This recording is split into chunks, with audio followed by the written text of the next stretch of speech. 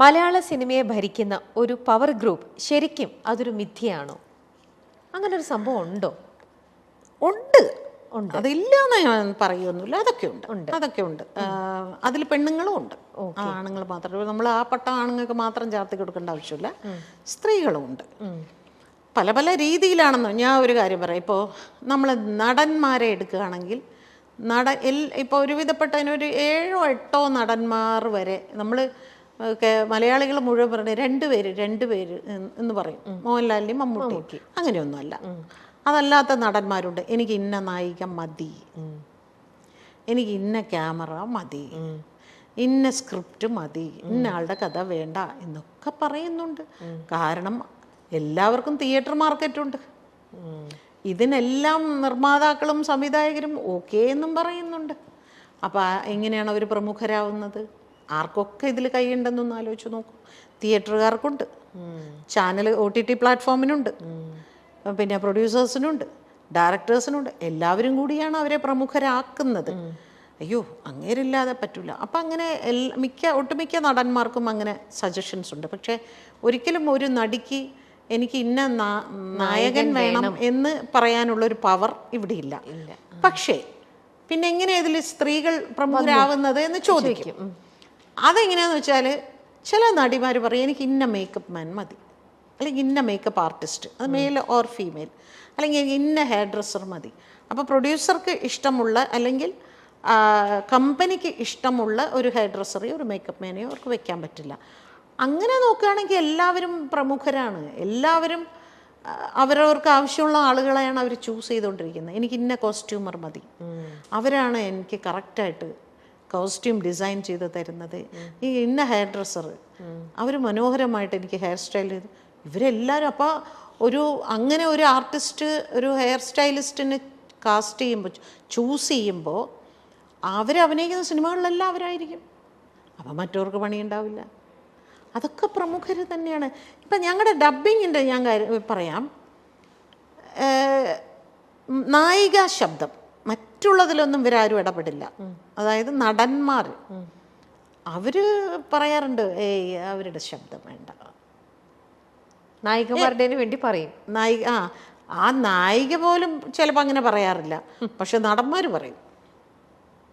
അത് പ്രത്യേകിച്ച് മലയാള സിനിമയിൽ ഏറ്റവും വലിയൊരു നടൻ തന്നെ എൻ്റെ ഒരുപാട് സിനിമകൾക്ക് അദ്ദേഹം പറഞ്ഞിട്ടുണ്ട്, അവർ വേണ്ട, നമുക്ക് അവർ വേണ്ട. ഒരുപാട് സിനിമകൾക്ക് പറഞ്ഞിട്ടുണ്ട്. ഞാൻ പിന്നെ അതൊരു വലിയ വിഷയമാക്കാതെ ഓക്കെ അതിനെന്താ എന്ന് പറഞ്ഞ് ഞാനിവിടെ വേറെ പടം ചെയ്യാതിരിക്കുന്നുണ്ടോ, ഞാൻ വേറെ സിനിമകൾ ചെയ്യുന്നുണ്ട്, അങ്ങനെ തന്നെ ആയിക്കോട്ടെ. അതൊക്കെ നമ്മൾ ഈസി ആയിട്ട് ഇതിൻ്റെ ഒരു ഭാഗമായിട്ട് എടുക്കുക, അത്രയേ ഉള്ളൂ. അതിനൊന്നും നമ്മൾ കൊടി ഉയർത്തി ഇതിൻ്റെ പിന്നാലെയൊന്നും പോയിട്ടൊന്നും ഒരു കാര്യമില്ല. ആ നായികയ്ക്ക് വേണ്ടിയിട്ടാണ് ചേച്ചി ഇവിടെ ശബ്ദം കൊടുക്കുന്നത്. നായികയ്ക്ക് അവിടെ ഒരു വോയിസും ഇല്ല. ആ സിനിമയിലെ നായകനാണ് തീരുമാനിക്കുന്നത് ആർക്ക് എന്ത് ശബ്ദം കൊടുക്കണം എന്നുള്ളത്. അപ്പൊ അതൊരു പവർ ഗ്രൂപ്പിന്റെ ഓരോ ഇതെന്ന് പറയുന്നത് തന്നെ പവർ ഗ്രൂപ്പ് ഒക്കെ ഉണ്ട്. അതില്ല എന്ന് പറഞ്ഞാൽ ഞാൻ സമ്മതിക്കില്ല. ഓക്കെ, പവർ ഗ്രൂപ്പിൽ സ്ത്രീകളുടെ റോള് താരതമ്യേന കുറവാണ് എന്നുള്ളതേ ഉള്ളൂ. കയറി നിൽക്കുന്ന തീർച്ചയായിട്ടും പുരുഷന്മാർ തന്നെയാണ്. ഈ സ്ത്രീകളാണെങ്കിൽ പോലും, സ്ത്രീകൾക്ക് ഇപ്പൊ ചേച്ചി പറഞ്ഞു, പുരുഷന്മാരെ നായകനെ ഡിസൈഡ് ചെയ്യാനുള്ള ഒരു പവർ അവർക്ക് അല്ലെങ്കിൽ ഒരു വോയിസ് ഉണ്ടാവില്ല.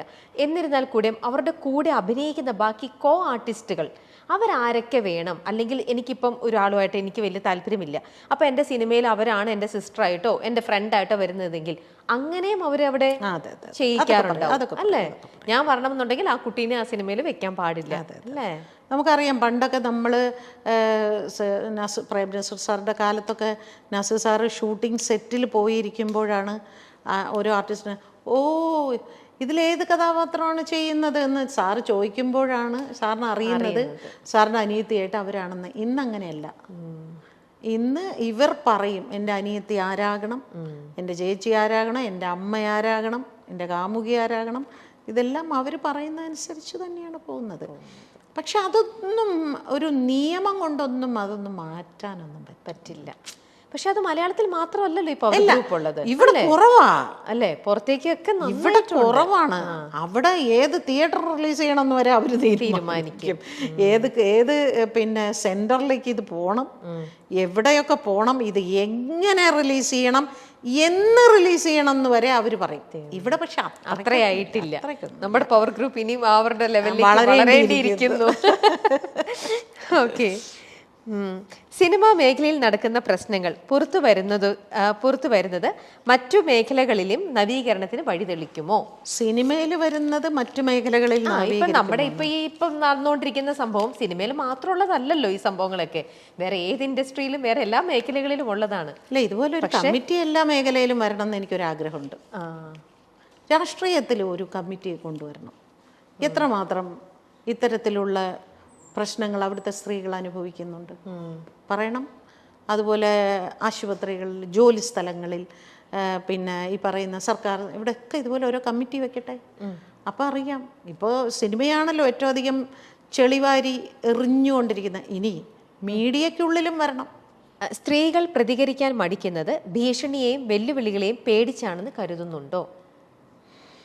ഭീഷണി ഉണ്ടാവും, ഡെഫിനറ്റ്ലി ഉണ്ടാവും അല്ലേ? അതുകൊണ്ട് തന്നെ ഞാൻ നേരത്തെ പറഞ്ഞ കാര്യത്തിലും ഉണ്ട്.